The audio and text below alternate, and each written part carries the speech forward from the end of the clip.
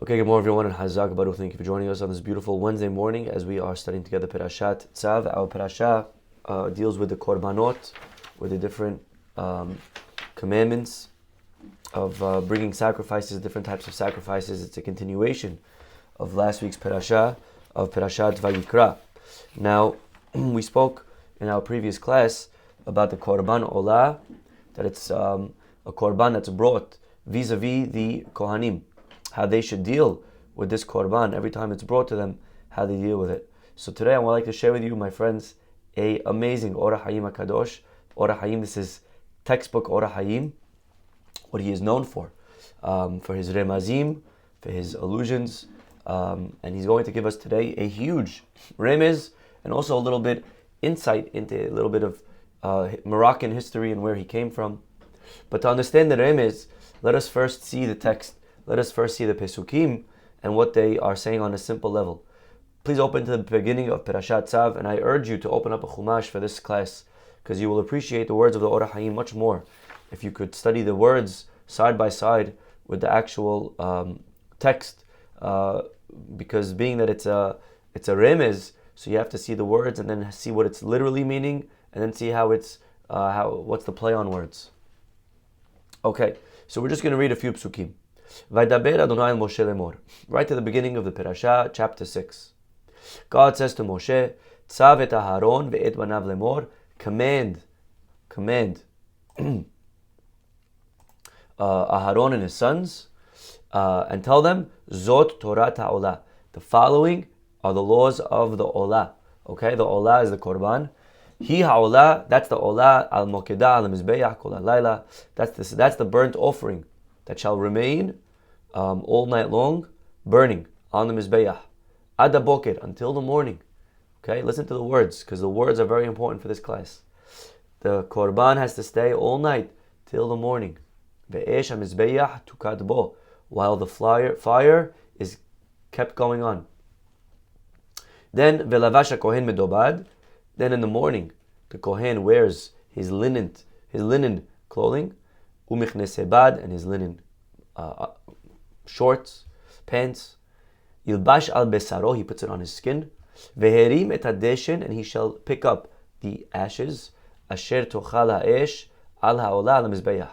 In the morning, the Kohen comes, and he lifts all of the ashes that were burning all night long. Vesamo etzel mizbeach, and then he places it on the side of the altar. Okay, so this is called terumat hadeshen. It was the first thing done every morning, actually. In the Beit HaMikdash, the first thing that was done every day was terumat hadeshen. That means a guy would come in, run up to the ramp, go on the Mizbeach, and clear all the ashes from the coals, everything all night long, from the Olah, and he would push it to the side. This is called terumah, raising the deshen, raising the ashes. Upashat et begadav, then he takes off that white cloth, the linen clothing. Ve'lavash begadim acherim, he wears other clothing. Ve'hotzi et hadeshen el michutz lamachane, and he should now throw out those ashes. He should carry them away. El makom tahor, to a pure place. Ve'ha'esh ala mizbeach tukad bo lo tichbeh, and the fire has to remain all night long, burning. Ubi'er alea kohen etzim baboker, and every morning the kohen shall feed wood to the fire. Ve'arach alea ha'olah, and he shall lay on it the olah, and he shall burn on it the fats and the innards. Esh tamid tukad al mizbeach lo tichbeh. Make sure that there's a perpetual fire kept burning on the altar, not to go out. Okay, so this is the pasuk. I think very clear. It's very clear what the pasuk is saying on a simple level.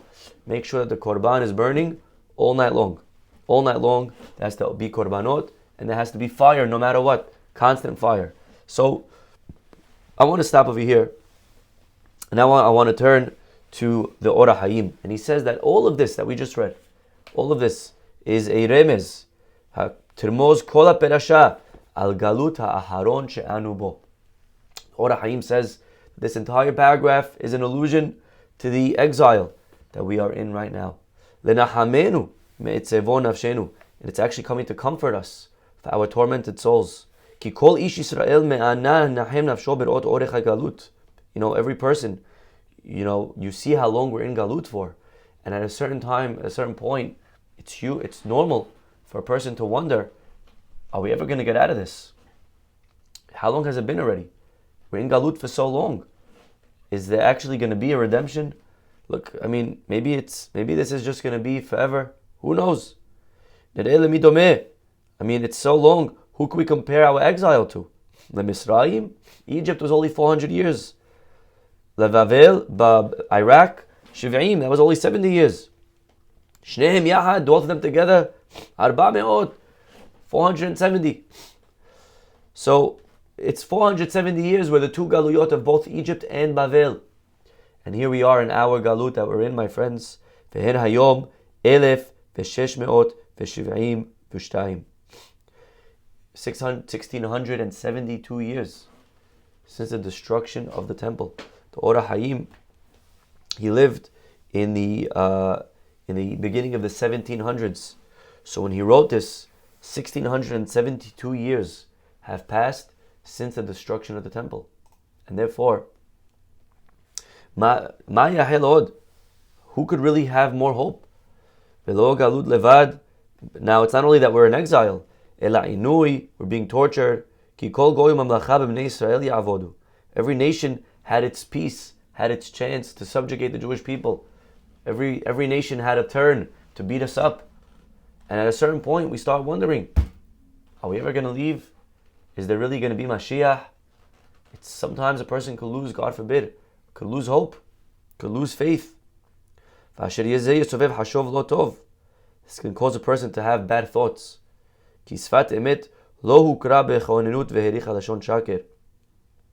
That true speech is not marked by its durability, and its false tongue that in fact endures. So this pasuk over here, Ora Haim, that's an introduction. These 6 psukim are hopefully coming to give us chizuk now, that there will be a redemption.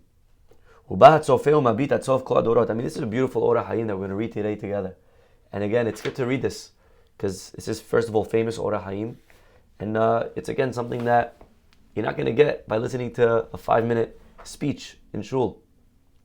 So what is he saying over here? So over here, Hashem, the one who sees and peers until the end of time, he's coming to tell every generation from the beginning of time. Vehodia le Moshe, and he's telling Moshe lezarez Yisrael, to encourage and to hype up the people. Siftei kohen, asher Torah yivakshum pia Aaron ubanav. So this is what the pasuk first begins. God says to Moshe, Tzav et Aharon ve'et banav. Go tell Aharon, go tell his children. Aharon and his children are talking about the people like us, the people that still believe, the people that are still here. We are learning. We're connected. There's a lot of Jews, unfortunately, they left. They assimilated. They gave up. They said it's just easier to convert. Look, the Goyim, there's no oppression, there's no persecution. They're living the life. Let's just become Goyim. There's many Jews, unfortunately, that live like that. They've made that decision. But there's people like us that we're still here. And we are the Kohanim, so to speak. So God says to Moshe, tell Aharon, tell his children, go tell those religious people that are still here, that they stayed till the end of the party. Zot, and what does it say? Zot Torah Ta'olah. Again, on a simple level, the following are the laws of the Olah. But he says over here, Zot, he's saying Zot, what does that mean, Zot? Lema'et kol ha'iliyot she'en kamoha Olah. This Zot, this redemption, my friends, will be a redemption like you never saw before. This redemption is going to be different. Zot ha'olah. This Olah is going to really be something special. You know why? Because the victory, the lechaim, the thank you that you give at the end of the story is only as great as the story itself. The lower a person goes in their life, the higher is the simcha that they experience, the joy at the end. If you think about a person that got married and they had a child right away, they feel a lot of joy. But you cannot compare that joy to the joy that a person who struggled many years doing treatment and different procedures, trying to have children, and finally they were blessed with a child after 15 years. So the joy of that person is much greater than the joy of the first guy. So the Torah is saying, Zot Torah Ta'olah, this galut that we come out of, my friends, when we come out, there's going to be such a joy. It's going to be such a laughter. As happy as the Jews were in Egypt, as happy as the Jews were in Iraq, but that joy is going to pale in comparison to the joy that we're going to feel in this galut. And the pasuk continues, Mihi Zot. What is that Zot? Hi Ha'olah. The pasuk says, this will be a real joy. Zot Torah Ha'olah. Which one? Hi Ha'olah. It's talking about the nation that already once came out of galut. That nation is going to experience again in the future another redemption. So in other words, what the pasuk is saying, this is what will occur to the one who ascends from the final exile. The following is what's going to happen to the one who ascends from exile. Which nation? The nation that already ascended. Hi Ha'olah, the one that already left the previous exile of Egypt. So that nation that ascended, when they ascend again, the following is going to happen. Okay, let's see. Then the pasuk continues and says, Al Mokeda al Mizbeah. Right, it says that the one that ascends, it's on the flame on the Mizbeah. It's talking about over here again on a simple level. The korban has to be on the flame and it has to be on the Mizbeah. But now Or HaHaim is teaching us, it's also alluding to us, to the Jewish people. We, my friends, we were on the flame. We were on the Mizbeah. Hayahad she'anu b'nei Torah. The flame represents Torah. Mashe'en b'chol ha'umot. The other nations do not have a Torah. So number one, we are learned. Number one, we are righteous. Number one, we are studying. We are learning. We are al ha'esh. Esh represents Torah.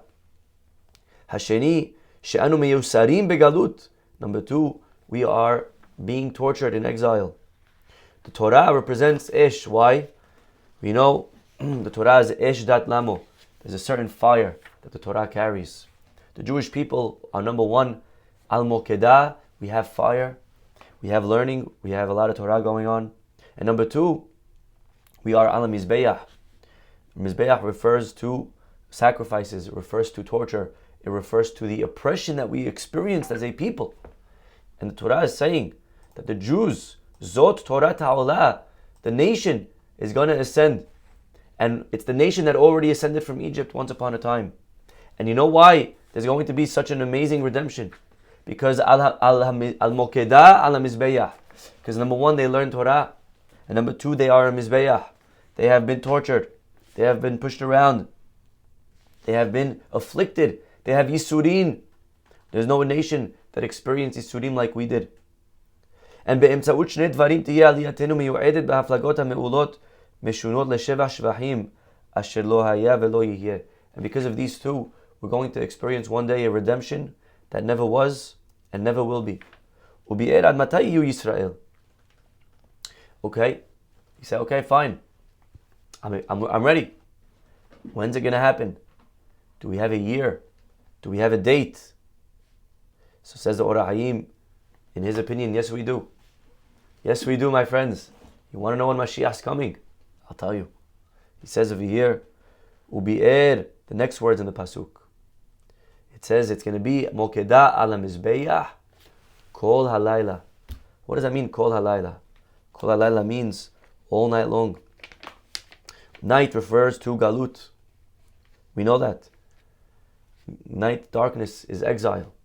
And the Pasuk says, Kol Halayla Ada Boker. Till the morning. Shehuzman Sheyarik Aleinu Kivodo Ve'ata Boker. In the morning, when the sun rises, morning represents happy. Morning represents. Now you need to know that Hashem, Or HaHaim explains, I want you to try to leave for a second the English years that we're in. We're in 2024. Forget about that right now. Come with me back to the Hebrew calendar. The Hebrew year, right now we're 5784. Okay? And the Hebrew calendar, the Hebrew years that we're in is how he's going to explain his calculation. We're right now in the year 5700. Now, right? Okay. So he says, Hazman, Yomo shel HaKadosh Baruch Hu Elev Shana. You need to know that in God's world, one day is like 1,000 years down here. So, Mehasechel yiyu 500 rishono midat laila.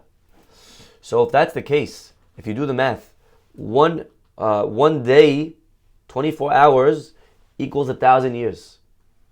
So that means that the first 12 hours of the day, which are dark, which are night, correspond to the first 500 years of each millennia, right? If 24 hours is 1,000 years, so 12 hours is 500 years. The first 12 hours from dark to sunrise, from sunset to sunrise, those first 12 hours of the day are night. Those are Laila, and those correspond to the 500 years of each millennia. So, as an example, we have a tradition that the world is going to be 6 days long, and then in the 7th day is going to be Shabbat. If that's 6 days long, so 6 days is 6,000 years. That means in the year 6,000, Shabbat's going to start. In the year 6,000, Shabbat begins. That means the Olam Haba is going to begin. So that means, right now we're already in 5784. That means that we have only, think about it, 220 years left until Shabbat. Now when the Or HaHaim wrote this, he wrote this 250 years ago. He wrote this in the year 5500. So he says over here, he says, you know when Mashiach is going to come? The Pasuk says when. He says it's going to come ad boker. We're going to be tortured. We're going to go through suffering all night long. And then in the morning, ad boker. Look at the Pasuk. Until morning. Morning represents again, that's the year. What year is the morning? The year 500. In each millennia is the morning. Shehuzman sheyadik alenu kevodo. So now, in the year 5500, which was 280 years ago, Or HaHaim projected that the Mashiach was going to come.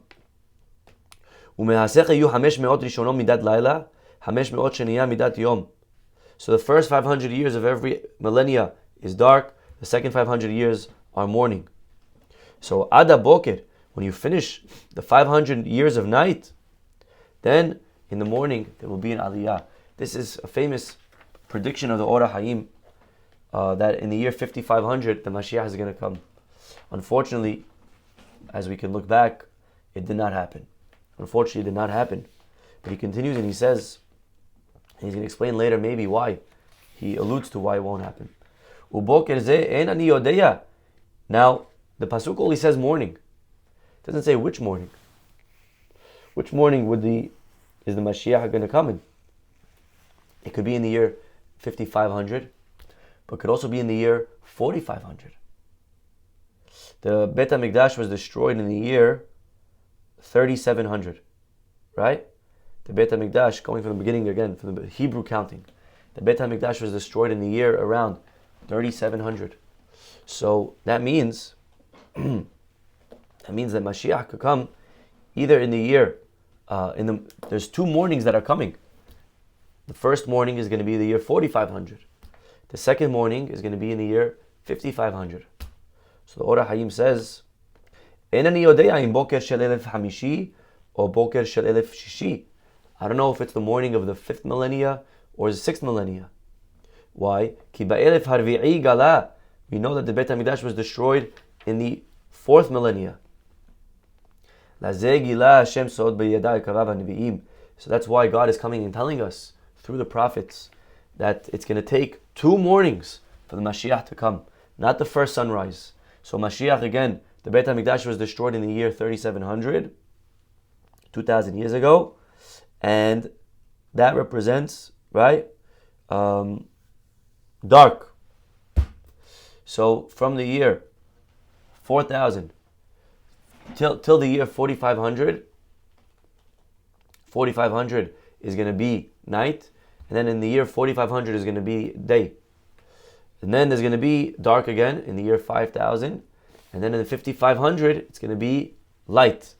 So the Or HaHaim says that the Psukim prove it's going to take the second sunrise, the second boker, the second morning for there to be a redemption. So according, again, that calculation would lead to the year 5500. Be'ulai, and he continues and says, maybe, ilu Yisrael hayu shalemim, if the Jews were righteous, hayu negalim baboker rishon, maybe Mashiach would have came in the first morning. Maybe it would have happened right away in the year 4500. Really, Galut should have only been one day. One day meaning 1,000 years. The Pasuk says that God will afflict you for one day, which is 1,000 years. However, if you do the math, it's 172 years remaining from the 4th millennia, and then another 500 years of night from the 5th millennia. It would have been only 672 years, which is not so long. He says, they would have been redeemed in the morning. However, unfortunately, because of their deeds, God decided there needs to be a second morning for that purpose. And that's what the verse means when it says, Hashem honenu lecha kivinu. God, please favor us because we hoped in you. Meaning, we hope the redemption will take place in the first morning. Unfortunately, again, it did not take place in the first morning. And the Or HaHaim therefore suggests that it's going to happen in the second morning, in the year 5500, not in the year 4500. Okay? Now the Pasuk continues and says, Ve'esh ha'mizbeach tukad bo. The fire on the altar is kept going. What does that mean? He says, Ki be'or boker te'eshan af Hashem. When the sun rises and the galut is over, on that day, Esh HaMizbeach, the fire, is going to keep going. What does that mean? Al asher inui b'nei avla v'yiserunu v'yisurei nekama. He's saying over here, this fire is referring to Hashem's vengeance. Hashem is going to destroy all the Reshaim that persecuted the Jewish people. He says, Ubefrat, look at this over here, especially b'nei ha'ma'arav ha'penimi, especially to the people in the inner Mughrab. Maghrib is an area. Anyone know what's the Maghrib? The Maghrib is the northern Africa. Northern Africa. Morocco and Libya, right? That's the Maghrib. So the inner Maghrib is Morocco. That's where the Or HaHaim lived. He says over here, En lecha kos mar shelo hit'imu tamid. There is no cup of bitterness from which they do not continually give us to drink. Or HaHaim actually had to run away from Morocco.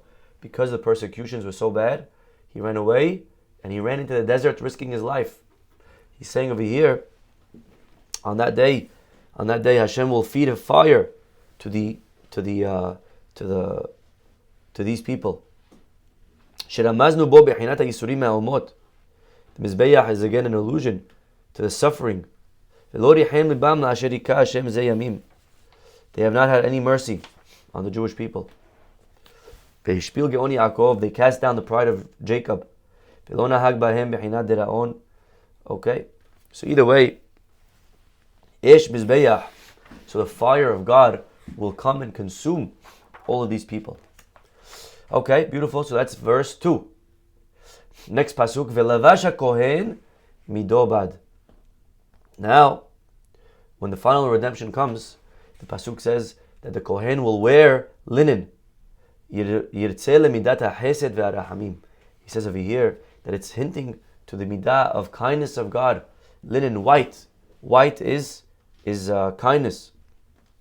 Shegama hasadim. And what that means is that when Hashem's punishing the goyim, even the midah of kindness will agree to this. Or HaHaim spoke about this idea, and if you remember before, that there is such a thing as the midat hadin, the attribute of justice, and even the attribute of kindness coming together. He spoke about this earlier by the teaching of Mitzrayim, that even there the kindness wanted to punish Egypt.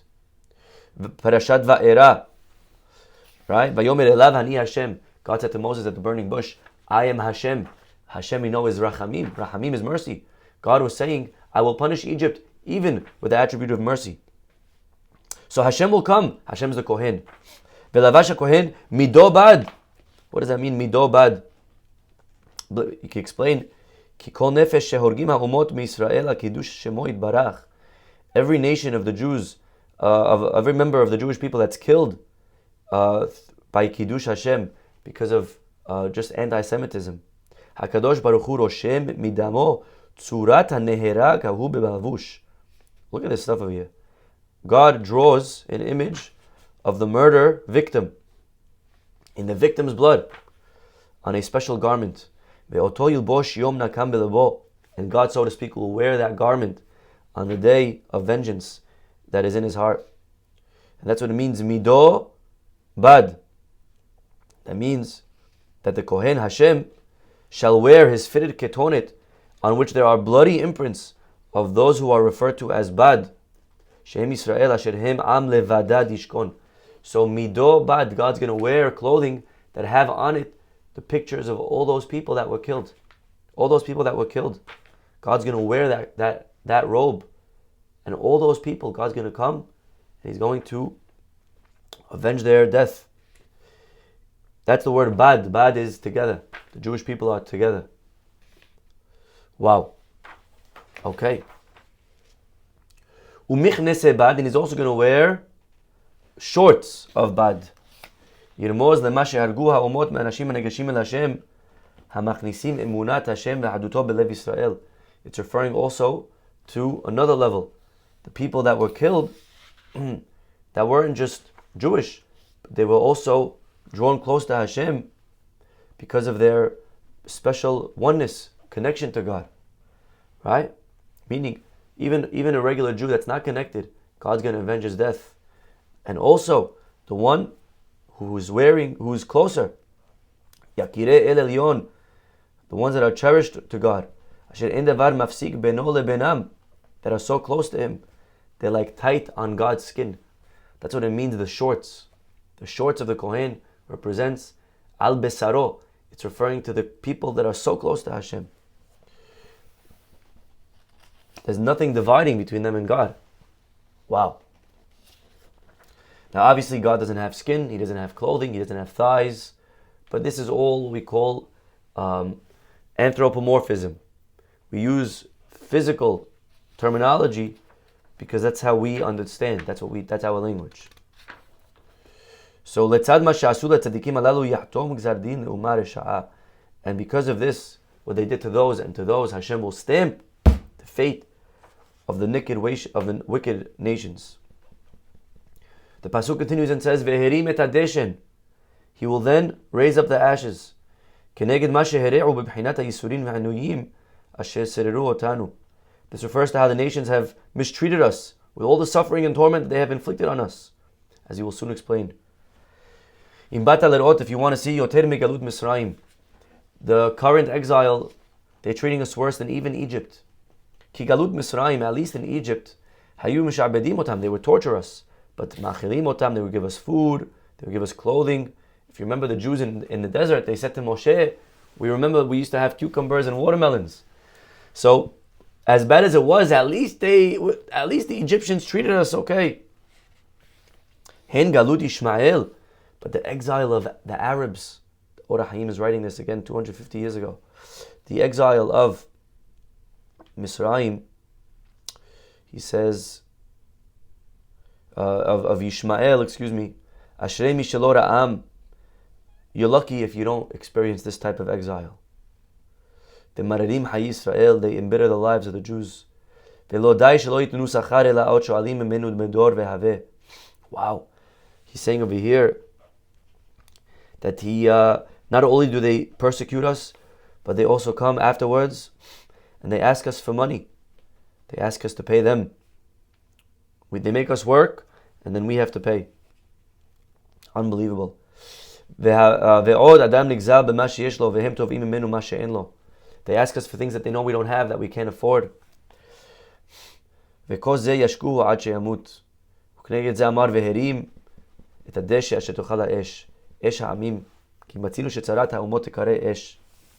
over here he says that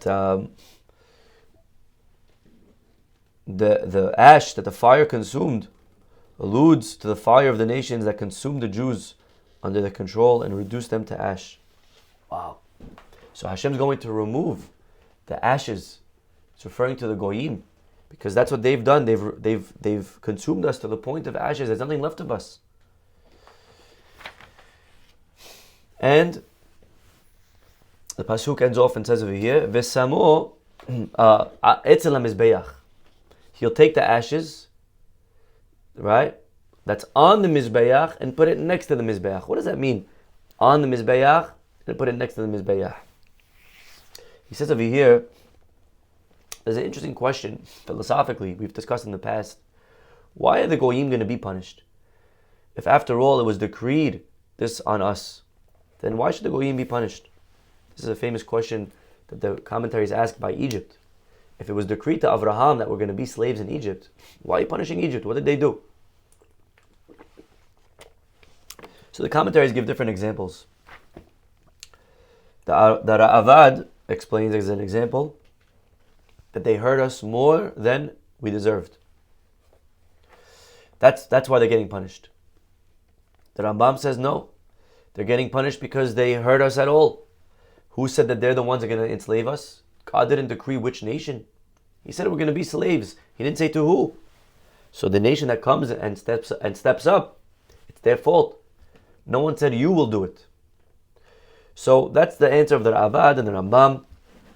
And the Ora Hayim says that they're going to be punished because they didn't mean to do God's will. It's not because they did more. It's not because they did. It's because they did it because they were evil. That's why. If they said, and we're going to come and be Hashem's messengers, okay, maybe. But they didn't do it for that reason. How do you know they're not doing it for that reason? He says, Me'atosefet. The fact that they did more is proof. Maybe it ties into the Ra'avad's answer. But from the fact that they did more is proof. If you're only here to do God's will, then why did you add? For the fact that you added, so it's showing that you're not really here altruistically. So that's what it means. God's going to take from the Mizbeah and put it next to the Mizbeah. What that means is, he's going to compare what was destined to what we actually got. And when he compares those two, he's going to see they're not the same. That's what it means. He's going to put it next to the Mizbeah. He's going to compare the decree to what was actually punished by the Goyim. And then, from the difference, you're going to be able to prove they didn't mean well. They didn't try to do it to be Hashem's messengers. And therefore, they're going to be punished. Wow. Okay? And then, when he's done, Upashat.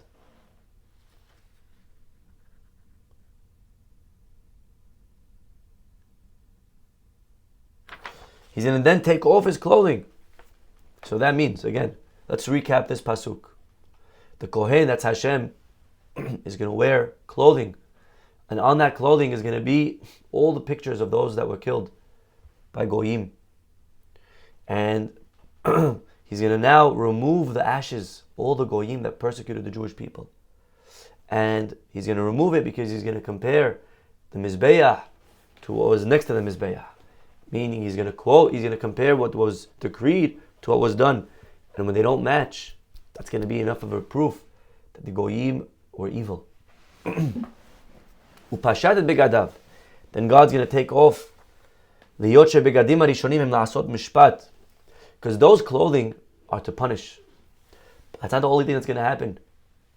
Then he's going to now take us out of Galut. Meaning we don't only want to see the Goyim get punished. We also, what's in it for us? So he says over here, God's not going to wait until the Goyim get destroyed to then reward us and bring us to the promised land. Nope. Right away, God's going to reward. He's going to gather us. He's going to bring us home. And he's going to bring us away from the wicked people to a pure place. Which is the Holy Land. The land of the Goyim is Tameh. The Ora Haim over here is saying something unbelievable. He's saying over here that the redemption is going to happen, and it's going to happen, by the way, that we're going to come to Israel even before the punishment against the Goyim is going to be executed. And he's seeing that today, my friends, actually. Today we see that that the process of maybe Geula is already happening. The fact that we're coming to Israel, that's what the Or HaHaim is saying at least. He's saying that Hashem's going to bring us to Eretz Yisrael, and then He's going to punish the Goyim. He's not going to wait for the punishment first, and then bring us home second. No, we're coming home first. So you see that's taking place even now, even though there's still persecution, even though there's still other things. But at least we're seeing maybe, again, this is his opinion, maybe what's happening today could be fitting in with what he's saying over here, that we're slowly being gathered into Eretz Yisrael. And that's what this fourth pasuk is saying. Upashad et begadav. The Kohen takes off his clothing. That means Hashem is going to remove the clothing of justice, of punishment. Velavash begadim aherim. And he's going to wear clothing of kindness to bring the Jews back home. V'ha'esh al mizbeach. And again, the pasuk then continues and says in verse 5. Sorry, I missed the best part. And he's going to bring the Jews el makom tahor, which is Eretz Yisrael. So verse 4 is talking about bringing the Jews to the promised land. Number 5, the fire on the Mizbeach cannot be extinguished. Lo tedameh ki en tzara le'oseh rish'ah, el ha'ra'a hi asher ya'aseh Hashem bahem shvatim ve'otzi otanu b'nehem lo ken ela v'ha'esh hi b'chinat esh ha'mishpat lo tichbeh hem ha'umot shehem atim yeveshim. And don't think that just when we're home that there will be that's it, the game's over. No. There will continue to be a fire, a punishment against the Goyim. Well, either way, Or HaHaim does continue a little bit more. But this is his commentary on these few psukim, that it's giving us chizuk, hopefully, and encouragement to realize that in the morning, when the sun comes. Now again, for him, this was supposed to be in the year 5500. We're already 280 years later. And again, according to the math, that means it's already maybe midday. Maybe it's already 1 p.m., 2 p.m. It's already 2 p.m. of the 6th millennia. It's Erev Shabbat, my friends. It is Erev Shabbat. It's almost time for Shabbat Kodesh. It's almost time for the holy Mashiach to come, for the Olam Haba to come. And we should be zocheh. Or HaHaim is not the first to give an assumption, a number of when Mashiach will come. There were many numbers suggested. Unfortunately, they didn't happen yet. And that's part of Galut. Yaakov Avinu bikesh Yaakov legalot et haketz. Yaakov wanted to reveal when the ketz is coming, when Mashiach is coming. However, Hashem didn't want him to know. Hashem doesn't want us to know when it's coming. And so you see all the calculations that different rabbis made. They were never accurate. We're not meant to know. Ultimately, it doesn't matter. It doesn't matter when the day will come. What matters is that we can bring it. It's not a date that Hashem will bring it. It's a date that we will bring it. I think that's what we have to realize. We could bring Mashiach. People say, what's Hashem waiting for? The answer is Hashem's waiting for us. When we're ready, trust me, Hashem's ready. Hashem's waiting. He doesn't gain anything from having us here in exile. He wants us to be home. But He's waiting for us. And it's in our hands. It's in our hands to bring the Mashiach faster. We should be zochet to do full teshuvah, to find a unity, a love for each other in our hearts. And when we do, we will see the bokeh, we will see the morning. That, like the Or HaHaim promises, it'll be a redemption like we never experienced. It'll be a joy, like the Navi says, Azi maleh sehok pinu. We will laugh and laugh because of the happy ending that we will see very soon. We should be zocheh to the ending of all the galut, of all exile, and we should see a full redemption. Amen. We'll stop over here, everyone. Have a wonderful day, and hopefully we'll see you all tomorrow. Bye-bye.